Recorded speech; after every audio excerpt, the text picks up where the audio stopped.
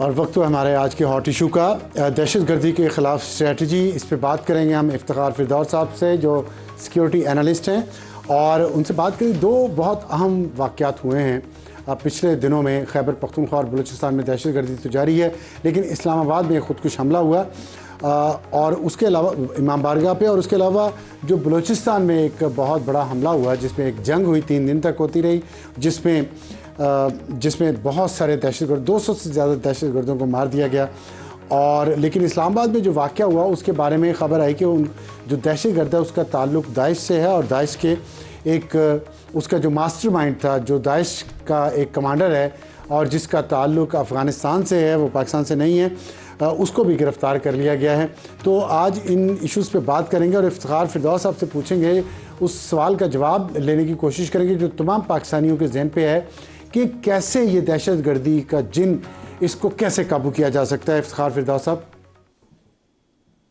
अफसार साहब, सवाल तो आपने काफी सादा सा पूछा है, लेकिन इसका जवाब इतना ही कॉम्प्लिकेटेड है। जो दहशतगर्दी के खिलाफ जो जंग थी वो जब एक नहज तक पहुंची और सिचुएशन जो है वो कदरे नॉर्मलाइज होना शुरू हुई 2015 के बाद, तो 2020 तक एक अहम जो है वो मौका था और एक इम्पॉर्टेंट पॉइंट था कि जिसके अंदर जो लेजिस्लेटिव काम थे, यानी कानूनी पेचीदगियां थी, उसके मुताबिक तो कॉन्स्टिट्यूशनली हमने बहुत सारे काम कर दिए, लेकिन उसके ज़मीन पर जो असरात होने थे, जो उसका ह्यूमैनिटेरियन एस्पेक्ट था, वो उस कदर आगे नहीं जा सका। अब इस टाइम पर जब तक आप दहशतगर्दी को काइनेटिकली जो है, यानी ऑपरेशंस के जरिए कंट्रोल नहीं करेंगे ताकि उस एरिया के अंदर डेवलपमेंट की सॉरी जाए, टू तो इंटरप्ट, ये आप खैबर पख्तूनख्वा की बात कर रहे हैं या बलूचिस्तान की? मैं दोनों की बात कर रहा हूँ। दोनों की बात कर रहा हूँ क्योंकि दोनों की हिस्ट्रीज और दोनों का जो मेयार है जजमेंट का, कि इन टर्म्स के यहाँ पर प्रॉब्लम्स क्या है, वो ऑलमोस्ट ओवरलैप है। और दोनों के अंदर जो है एक पॉलिटिकल फॉल्ट लाइन है जो इस टाइम पर ट्रिगर्ड है।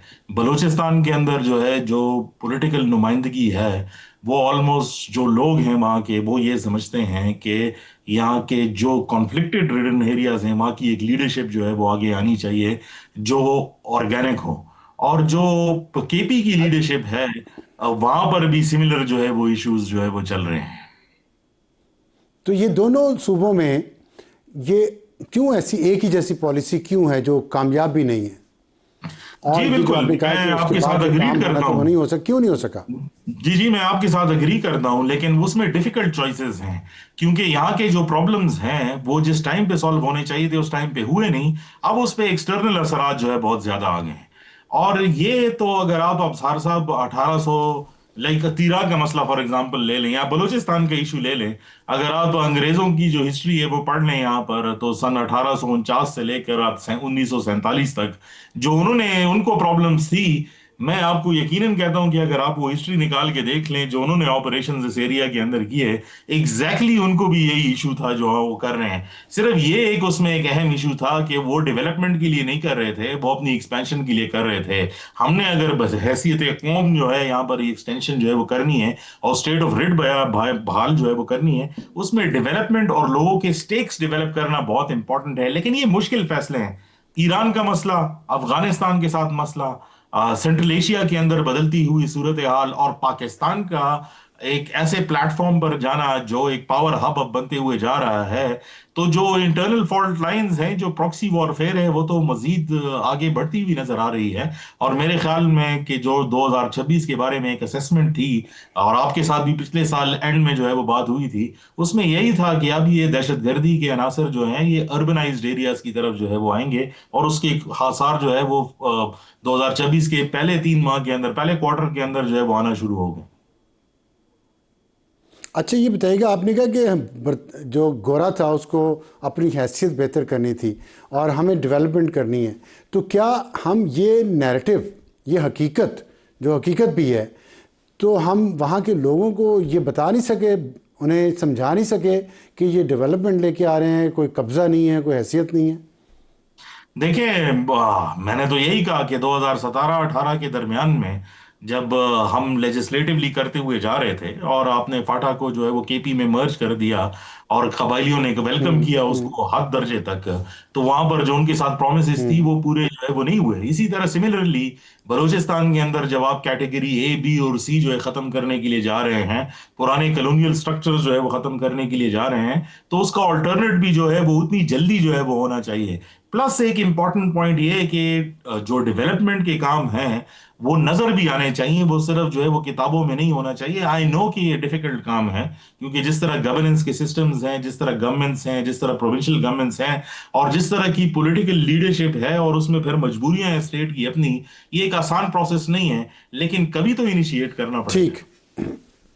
लेकिन आपने अभी जो कहा कि 2018 के बाद फिर ये मामला जो हैं वो ठीक नहीं हुए, जो वादे किए थे एबीसी ख़त्म करना था बलूचिस्तान का, केपी में मर्जर हुआ था तो उसकी डेवलपमेंट थी, तो उस वक्त तो हम देखते हैं कि वफाक में, खैबर पख्तूनख्वा में और बलूचिस्तान में पीटीआई या उसकी पसंदीदा हुकूमत जमातों की हुकूमत थी।